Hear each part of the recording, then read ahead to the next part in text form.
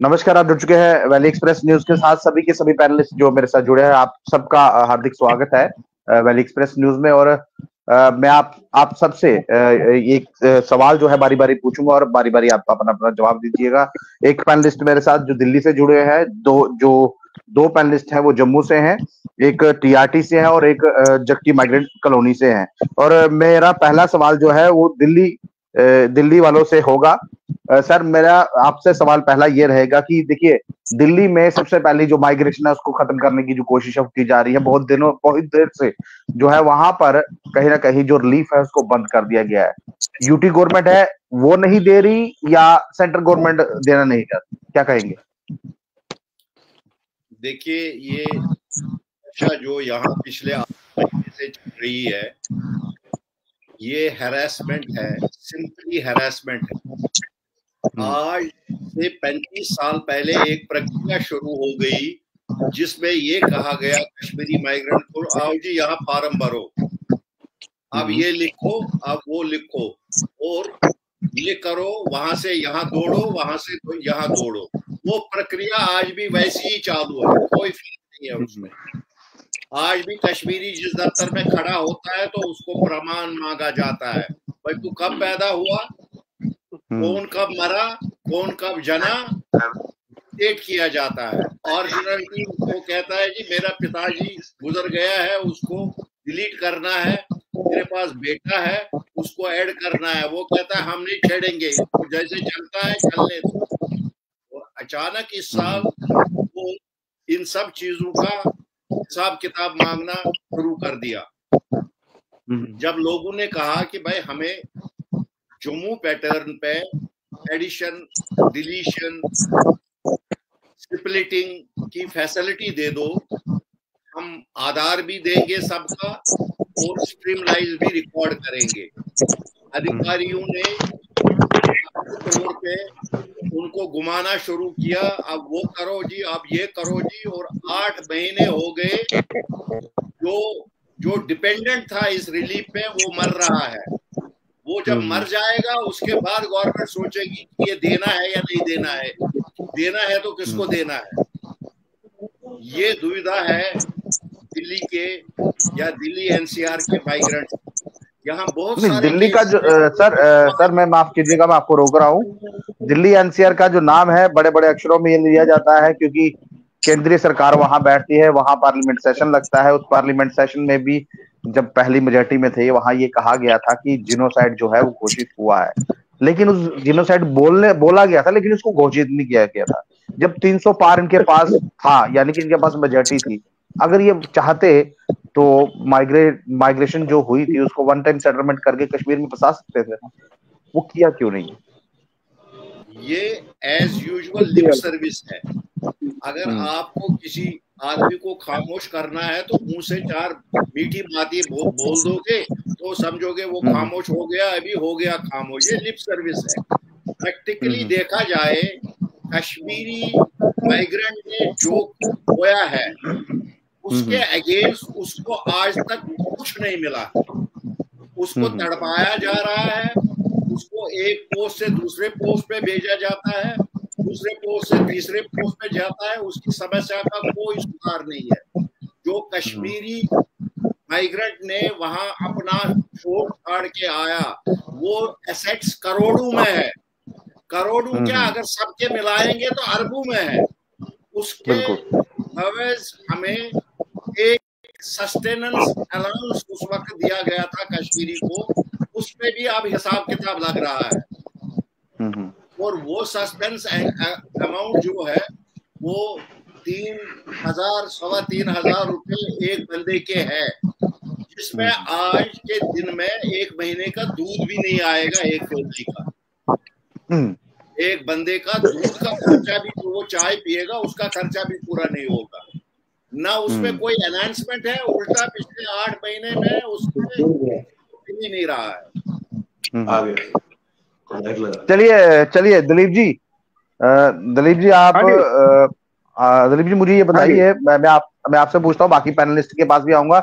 दिल्ली से दीपक जी भी मेरे साथ जुड़े हुए हैं, मैं उनसे भी बात करूंगा। दीपक जी, पहले मैं दिलीप जी से बात करता हूँ, फिर आपके पास, आप सबके पास आऊंगा बारी बारी में।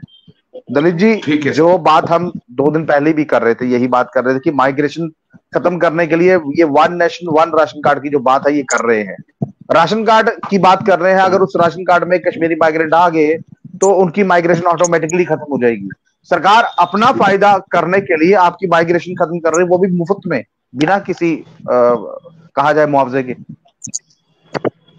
गुलशन जी, जैसे हम परसों मतलब 2 दिन पहले भी हम इस पर डिबेट कर रहे थे, तो हमारा ये मानना है कि जो ये one nation one ration card कर रहे हैं, इससे हमारी जो माइग्रेशन है वो खत्म हो जाएगी, क्योंकि हमारे जो राशन कार्ड है वो टेम्पररी है, वो परमानेंट नहीं है। आरजी है ना, आरजी टेम्पररी, वो आरजी है, वो आरजी है। आप देखिए कि अगर जो हमारा आरजी राशन कार्ड है अगर वो परमानेंट बन गया तो then I am the permanent resident of Jagti, मैं फिर जगती का परमानेंट रेजिडेंट हूं, तो जो मेरा कश्मीर का जो ये था वो सब मेरे से छूट जाएगा। आप देख सकते हैं कल जो हमारे माननीय कमिश्नर साहब ने एक बयान दिया था सुभाष नगर में, उन्होंने एक बयान दिया कि SRO 392 393, तो हम कल रात को लगभग 1 बजे तक उसमें पूरा रिसर्च कर रहे थे 392 और 393 क्या है। वो दोनों SRO हम पे लागू होते ही नहीं है। फिर उन्होंने खुद ही बोला कि आपकी मर्जी, आप भरो या ना भरो। दैट मीन्स कि ये जो ऑर्डर है ये कमिश्नर साहब की तरफ से नहीं है। अगर कोई आपके पास फॉर्मल नोटिफिकेशन है, नोटिफिकेशन कोई है नहीं ना, उसकी सरकारी दस्तावेज में कोई नोटिफिकेशन नहीं है। सुनिए ना, हमारी नोडल एजेंसी जो है वो रिलीफ कमिश्नर है, हमारी नोडल एजेंसी गवर्नमेंट नहीं है। क्योंकि आज तक 35 साल से जितने भी हमारे पास फंड आ रहे हैं, जो भी कश्मीरी पंडितों का रेजिस्ट्रेशन, जो भी मतलब प्रोसेस चल रही थी, वो हर एक स्पेशल फंड से जो सेंट्रल गवर्नमेंट अलॉट करती है फंड, उसका नाम है SRE, सिक्योरिटी रिलेटेड एक्सपेंडिचर्स। उसी में हमारा जो रिलीफ आता है, जो चावल आता है, जो भी हमारे मतलब रहन सहन के जो खर्चे होते हैं, वो उसी फंड से खर्च किए जाते हैं।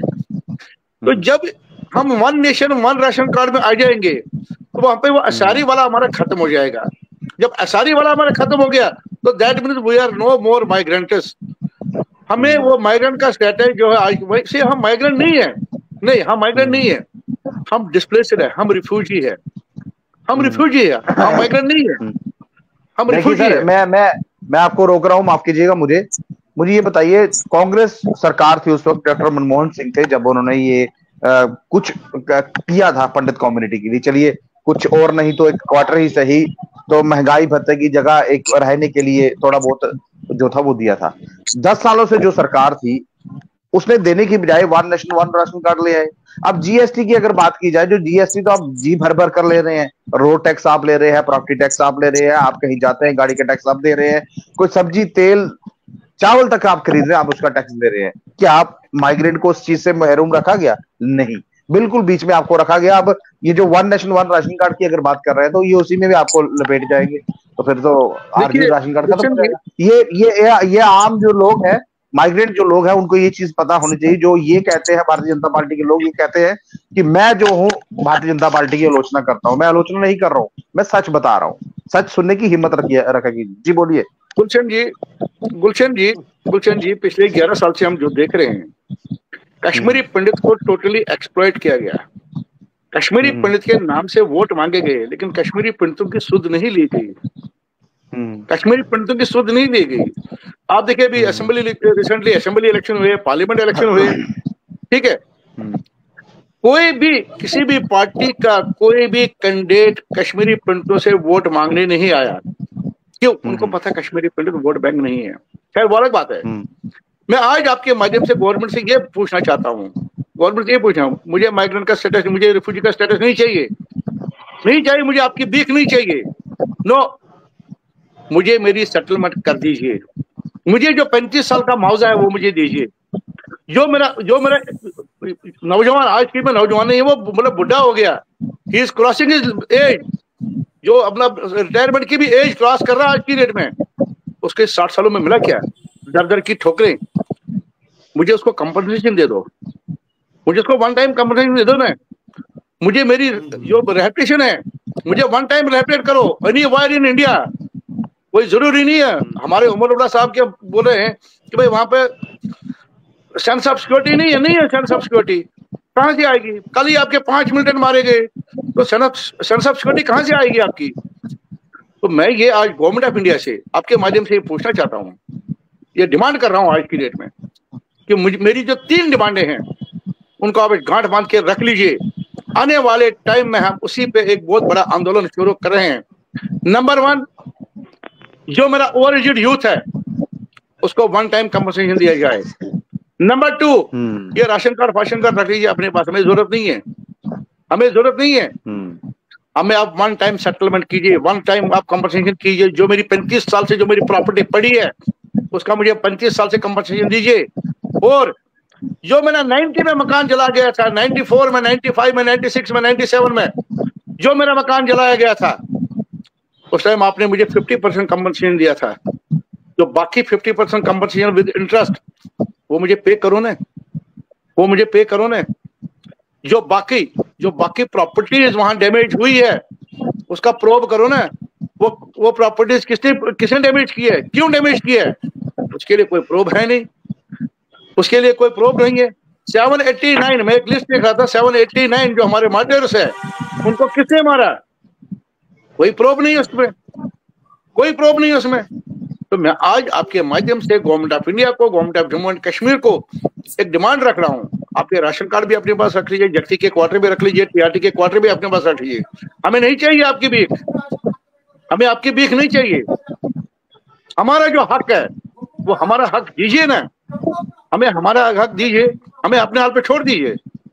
वो हमारा काम है, हम कहाँ जाएंगे, इंग्लैंड जाए, अमेरिका जाए, कहाँ जाए हैं? क्योंकि हिंदुस्तान में, अगर हिंदुस्तान में कश्मीरी हिंदू के लिए कोई जगह नहीं है तो कश्मीरी हिंदू को आज सोचना पड़ेगा कि मैं कहाँ जाऊं, मैं कहाँ रहूं।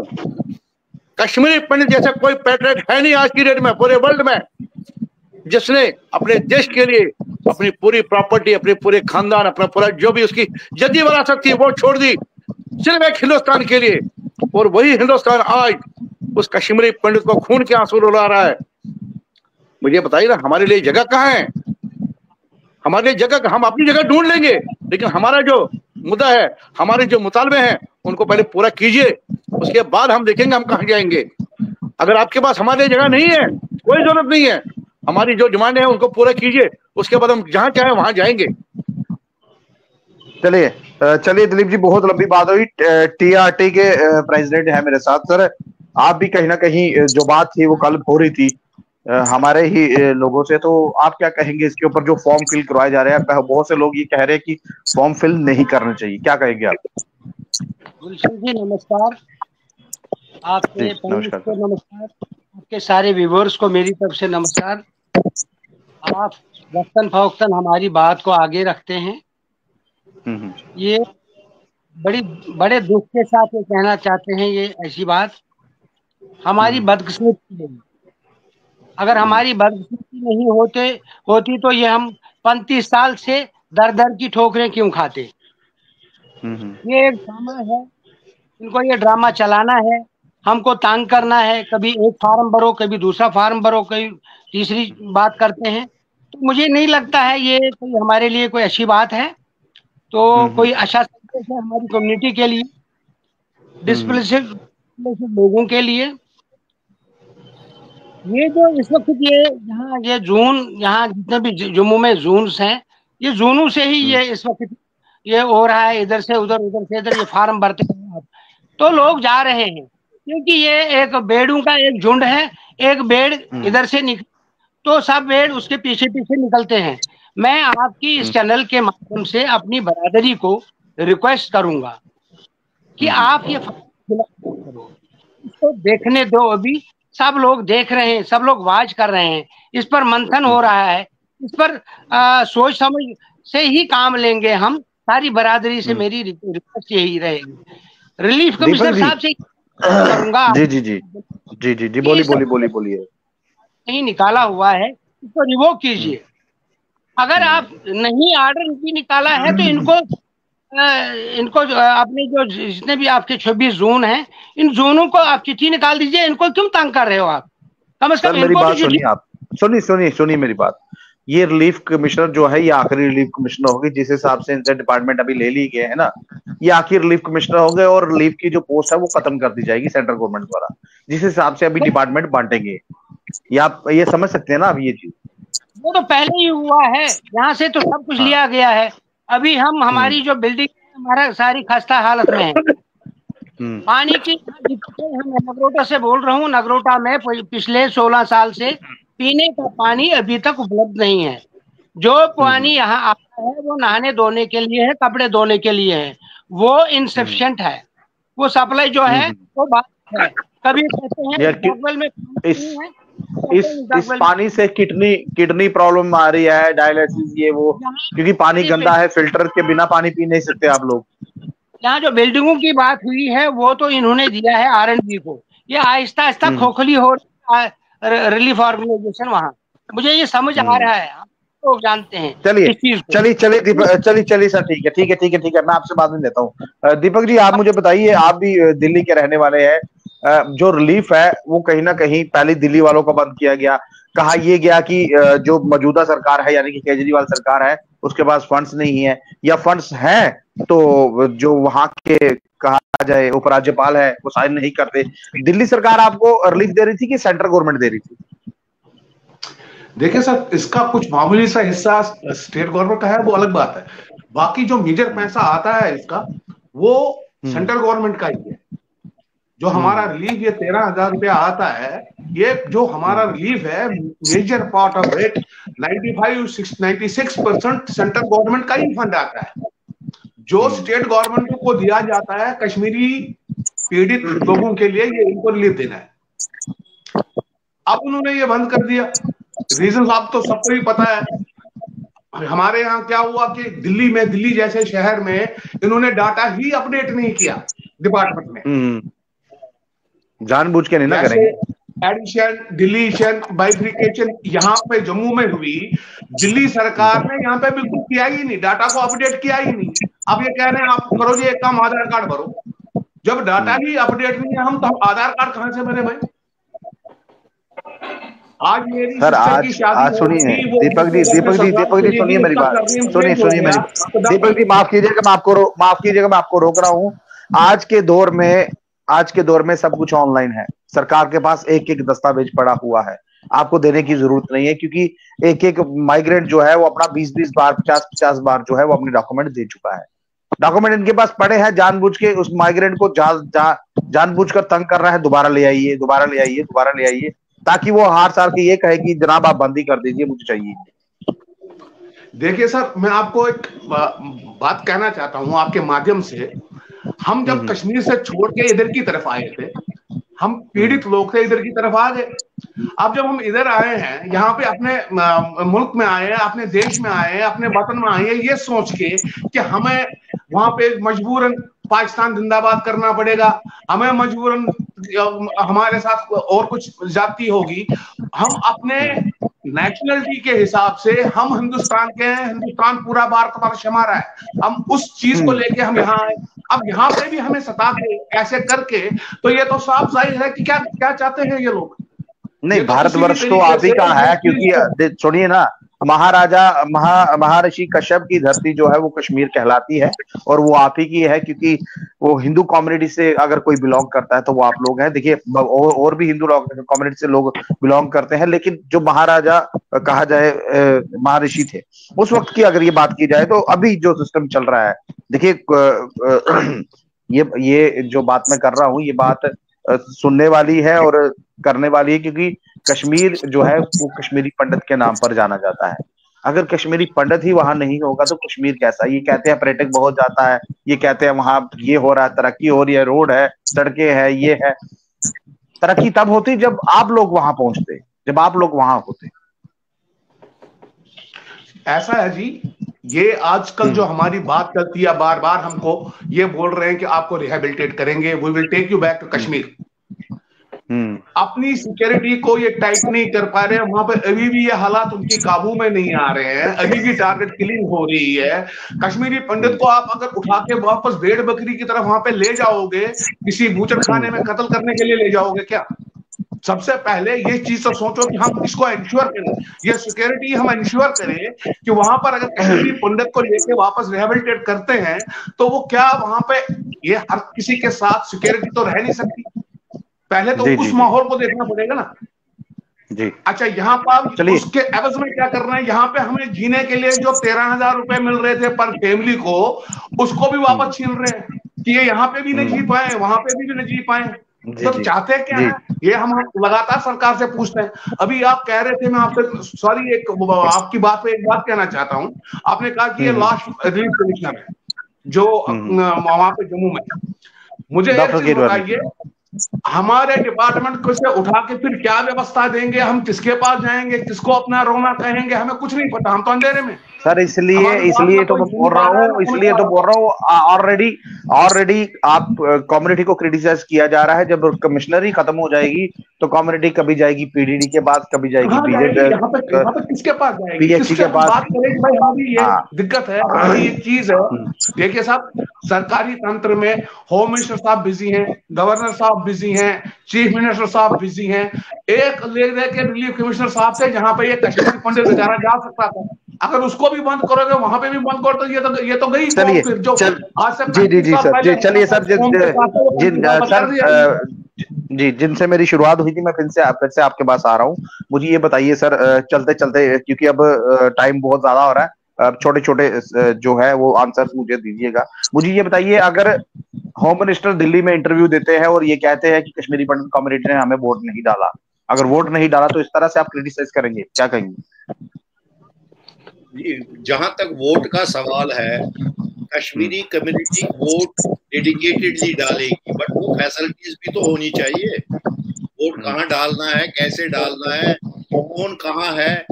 उस वक्त Kashmiri community is always out of their family house, everybody is struggling with life. तो वो कैसे वो वोट डालने जाएंगे? जिन लोगों के पास टाइम होता है, जिनके पास फैसिलिटी होती है, वो वोट डालने जरूर जाते हैं। ऐसा नहीं है कि वो वोट नहीं डालते। ये मैं नहीं कह रहा, ये होम मिनिस्टर का कहना है सर, ये होम मिनिस्टर का कहना है, अमित शाह साहब का कहना है। उनके पास क्या है उसके सर्कमस्टेंसेस में उनके सामने वो रखा गया। बदकिस्मती ये है कि हमारे जो लोग ऑन हायर ऑफिसेस बैठे हैं, उनको रिपोर्टिंग करने के लिए भी स्पेशल बोगी है, जो जहां से भी आके उनको सुनवाते हैं, वो रियलिटी से उनको दूर रखते हैं।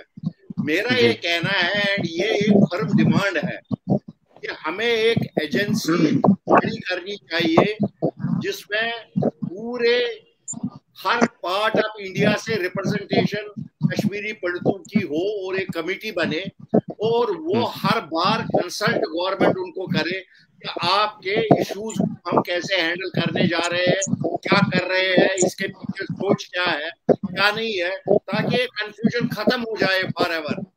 हमारी पार्टिसिपेशन कहीं होती नहीं है, सरप्राइजिंगली हमें आता है कि ये फॉर्म भरो, विच क्रिएट्स चलिए सर, जी चलिए सर, हाँ मैं फिर से आप लोगों के साथ जुड़ूंगा कभी मौका मिला तो, लेकिन आज वक्त बहुत ज्यादा हो गया। जितने भी पैनलिस्ट मेरे साथ अभी जुड़े हुए हैं, आप सबका बहुत बहुत धन्यवाद मेरे साथ जुड़ने के लिए और अपना वक्त देने के लिए, क्योंकि आपकी कम्युनिटी के लिए ये बात करना मेरा काम है, और कम्युनिटी को दिक्कतें जो हो रही है उस दिक्कतों में मेरा आना बहुत जरूरी है।